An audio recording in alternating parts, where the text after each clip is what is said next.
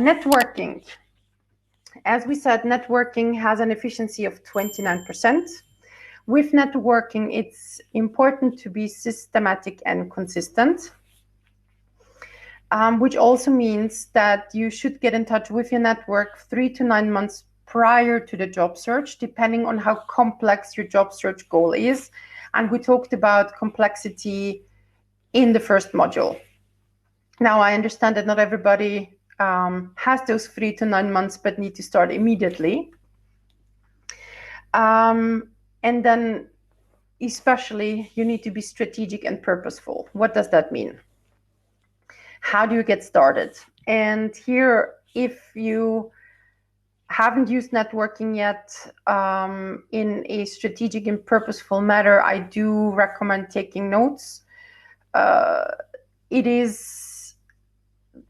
This topic is, as the previous topics, not a fluffy, you have to be nice and look for things to reciprocate, etc. kind of networking approach. This really is about auditing your network, Excel spreadsheets, etc. So I recommend taking notes. So how do you get started with networking? You audit your network. You divide them into active, passive, and none. I'll explain all these things in detail. You identify areas for improvements, and you prepare and implement a strategy. And I will be explaining all of those 4 points in detail. So let's start with the audit of what already exists. Step number 1, add all your contacts to LinkedIn. Why LinkedIn? Because LinkedIn allows you to export your contacts to an Excel spreadsheet. And Excel allows you then to manipulate the database. One important thing, if you decide to do this strategically, the export to the export of your contacts from LinkedIn to a file needs to be, what's the word? You need to ask LinkedIn for the download, and sometimes this can take a couple of minutes or sometimes a couple of hours. So if you say, okay, now I have 2 hours to do my networking strategy, make sure you do the first 2 steps, or at least the export step, a couple of hours in advance, so you don't have to simply sit waiting for LinkedIn to release the downloads of your archive. Okay, so you export it to an Excel file, then you delete unnecessary columns and add minimum 3 additional columns. Those columns will be the type of relationship you have with those contacts, might be personal or business. If they're strategic in your job search, yes or no, and the level of trust on a scale from 1 to 10.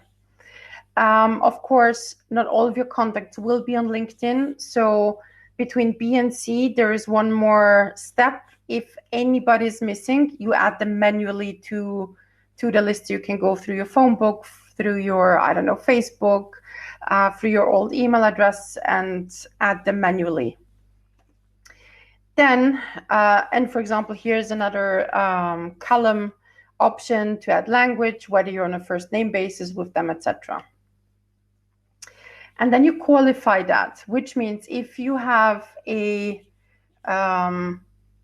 network of 2,000 people, you actually qualify 2,000 people, which also means that this is a good part to clean out your network and delete people who simply don't know you added maybe 2, 3, 4, 5, 6 years ago because you were growing your network, but you actually have never met this person, you have never interacted with this person. So really qualify all the contacts and then sort the file and divide them into segments.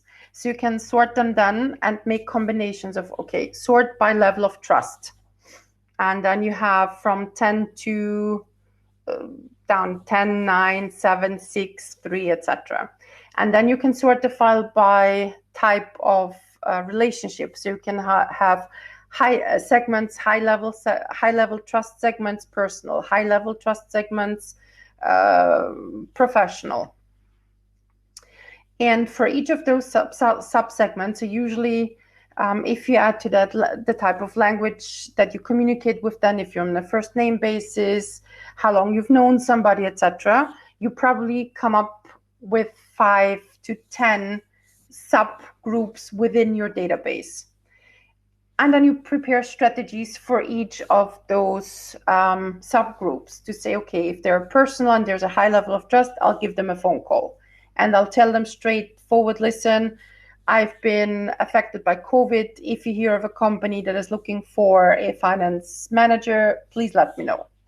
And then you might find a type that could be very strategic for a job search, but there's a low level of trust.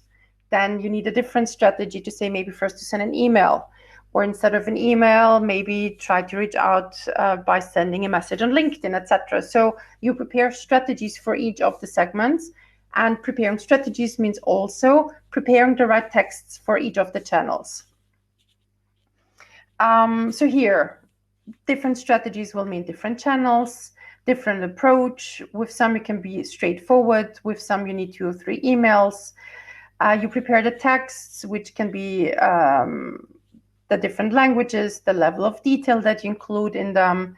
And what's super important, what's very often ignored or forgotten, is to add a call to action, meaning what is it that you actually want from them? Do you want them to hire you? Do you want them to share market info? Do you want them to share concrete company names? Do you want them to help you identify your potential boss in an organization? So make sure to add a call to action. And anything else that's important. Okay, and then G, implement those strategies. While doing that, while auditing the old network, you will usually already realize where you have certain areas of improvement. You might realize, I don't really know anybody outside my industry, and I should. Or I don't really know enough people at board level, and I should. So, or I don't know enough HR people, or I don't know enough headhunters. So you identify areas of improvements, which means you can then research whatever's missing online, LinkedIn, Xing intonations, offline, which slowly in some countries is starting again. And again, for each of those areas, you prepare and implement strategies.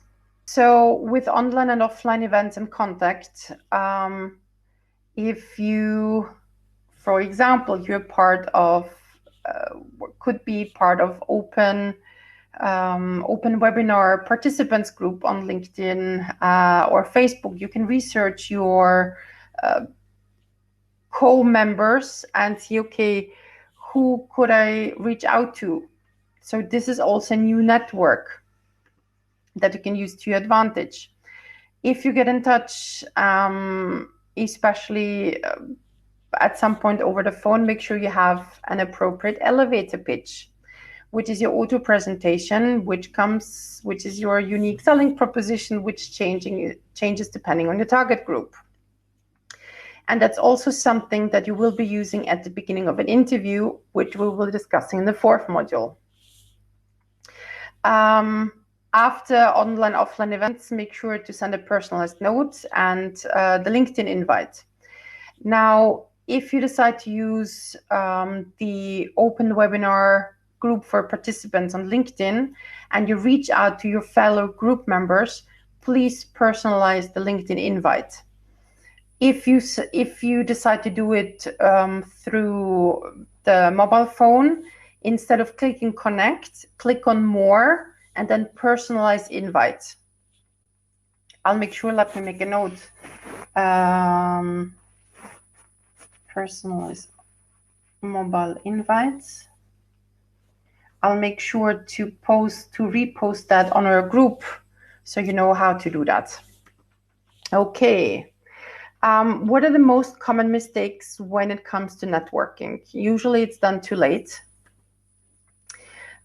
People are either too pushy, or the other let's say extreme, they're not direct enough.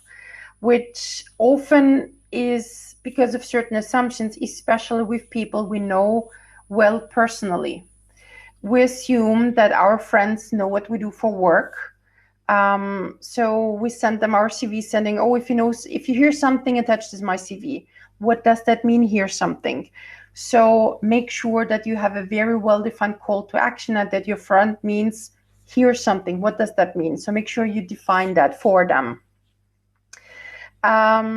Some have no strategy at all. They randomly network, and by randomly networking, and this is something where we cheat ourselves, because networking randomly means I don't start with the most strategic people. And this is something our clients often do when qualifying the database. Not a lot of people actually sit down and do the proper qualification. And if they do, so if they actually say, okay, I understand this is important and I'll go through over 2,000 contacts, they sometimes cheat themselves by qualifying potentially strategic people as non-strategic, because it means they won't have to get in touch with them. Which here, my recommendation between the lines, start with the strategic ones. Don't cheat yourself out of potentially really good opportunities. Then when it comes to networking, here I'd say the misuse of social media, because people want to take shortcuts. So instead of reaching out personally to the network one by one, even if it's 1,500 or 200 emails, they use the tagline or posts. So let me share a couple of examples from that. So using in a tagline on LinkedIn, or the headline also called looking for a job, looking for a new challenge, open to new challenges, opportunities. And here I've selected on purpose examples from the United States, because this is where we have the least clients and participants. Unemployed at looking for a job now. Looking for a job now. Looking for a job at actively looking for a job. And then you can see under currents, looking for a job at actively looking for a job. I'm currently unemployed and looking for my next opportunity. Actively looking for a job in Chicago, call +1, etc. And that's a recruiter. Still looking for a job at I don't have a job. Looking for a job at #pay the bills. You will see in all our literature, and that's one of the things that has not changed yet, we do not recommend posting or including in your tagline that you are looking for a job. There are other ways of letting your network know, even through LinkedIn, that you are open to new opportunities, and it's not by desperately in caps lock screaming, I'm looking for a job. Here an example, what happened from week 14 over to 15. There was an immediate increase of almost 6% of people who increased that, started using the tagline looking for a new job, open to new challenges, looking for new challenges. There's no recruiter in this world who sits down in the morning, aside from having 100 emails on their inbox, and says, let me click through the candidates who are currently looking for a job. This is not how the job market works. The job market is driven by what the companies pay for, and then it doesn't matter whether or not you're looking for a job. Oh, I'm happy you find this entertaining, but for some reason, some people think that it increases the chances of their candidacy, but actually decreases it immensely. Here a couple of more examples of how to misuse social media. And by social media, I obviously mean LinkedIn. Posting your CV. This is a gold mine for hackers, especially if you include right away your contact details, your address. I mean, everything is there, even how many kids you have, etc. No. Here, this person at least hid partially their contact details, if you can see it in the left column, aside from the fact that it is the 2-column CV. But it does say 40 years old, and currently that person has this recruitment manager has two kids that he calls two Smurfs that are 2 and 4 years old. It's sweet, but no, it is your personal data out there for everyone to grab. So if in the future you have problems with your credit cards, you see that you've bought something through PayPal, then you know where it comes from because you have decided to publish your sensitive data on a platform like LinkedIn. And then um, my favorite is frustrated candidates publicly shaming companies. Had an interview today scheduled by the company recruiter for the role. When I got there, they were shocked and had no record of my interview. The HR lady was on the phone and the receptionist said she'd be right out after the call. 30 minutes later, the receptionist came out and said they don't know what happened and to go home and they'll email me to reschedule. Wow. I took off work to take this interview for this to happen. For the record, the recruiter was at interview was for what have you what have you had happen as a bad interview experience? This is my most interesting interview to date. Hashtag bad interview, hashtag disrespect, and then adding a screen of dear Russell, I'm sorry for the inconvenience this caused for you. The interview should have been cancelled beforehand, blah blah blah. Now, if a candidate, I understand it can happen to everyone, and venting your frustration, this is definitely a red flag for other recruiters and headhunters to say, this candidate, if I ask this candidate the wrong question, they will post about it. If they don't like my questions, they might post about it on social media. So maybe this candidate should be avoided, etc., etc. So this is not the right way to vent frustrations. There are the portals where you can do that anonymously. You can do that privately on your, let's say, closed off Facebook, but not LinkedIn. And here, comment on the chat. Frustration is one thing, making it public is another one. Correct. Okay, so when it comes to networking, my recommendations, do 5 people per day, meaning contact 5 people per day. It's better if you don't have the time, the discipline, the something. At least set aside 5 to 10 minutes per day to reach out to 5 different people every single day. This is more than not doing anything. And it's realistic. I know I've stressed that a lot. And here I'll mention it again. Start with the ones that you are most afraid of, that you most respect, or as they say in English, that give you the jitters. So I think, I don't know, should I get in touch with them? That was my boss 5 years ago. This is a sign to say, yes, get in touch with them, because that means they're strategic and they can actually help you. Don't stop until you've actually signed a contract. Don't stop networking. Don't stop looking for a job until the moment you have signed an employment contract. And I'll talk about timing in a bit as well. In mature markets that are very competitive, you cannot afford not to do networking. It is a relatively slow channel, so it's not, from a timing perspective, the fastest channel is usually the direct approach.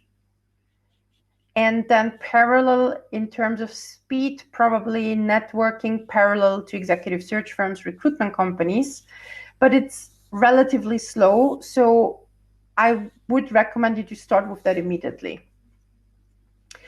Recommendations, particularly for LinkedIn, personalize your invite also on mobile. And I mentioned, I already made a note, I'll send you a screen on the group.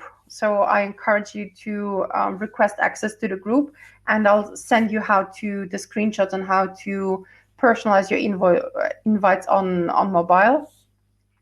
Be purposeful and strategic also on LinkedIn, and use LinkedIn as a branding tool. Yes, you can use it for passive research and reading articles, but you can also use it to brand yourself as a potential candidate. So make sure you first cover the basics and you do have a good profile, and we covered that in module 2. And publish content for your target group. And here, what also happens very often, that even if there were good intentions, very often people who decide to publish content, they forget that they're publishing for the target group and not for their peers. So remember that to give your content the right spin so that it's actually for your target group. Share content of the people, companies you'd like to work for or with, so that it also increases your visibility on LinkedIn. And if you want to read further, and I'd have to say for the extroverts, I recommend Never Eat Alone by Keith Ferrazzi. If you're more on the introvert side, I highly recommend Rainmaking by Fort Harding. It does say attract new clients no matter what your field, but it could as well say attract new potential employers no matter what your field. So everything we have been discussing today is also valid for freelancers and startups and business owners when it comes to attracting new clients. Hi, you have just watched a little fragment of all the know-how at Career Angels that goes into finding the best possible job. We have decided to put our know-how into one very thorough and structured course that is now available on Udemy. In that course, we will walk you through all 4 steps of the job hunting process. Step number 1 is about goal setting, realistic goal setting. We will explain career management theory backed by research, as well as walk you through the parameter bidding exercise. Step number 2 is about your unique selling proposition. In other words, how you position yourself on the current job market. Step number 3 is about communicating that in your CV for applicant tracking systems, and your optimized LinkedIn profile. Step number 4, the last step, is about managing and navigating the job hunting channels, meaning how to network, how to apply to job ads, how to contact headhunters, and how to contact and reach out to decision makers at the companies you would like to work for. So in summary, the course is very thorough, explains all our methodology, and is now available on Udemy. Summarizing, our course on Udemy walks you through the 4 steps of the job search process. Why did we decide to publish it? We did that so that your own job search becomes less frustrating, faster, and more effective. If you'd like to check it out, find the link down there in the description.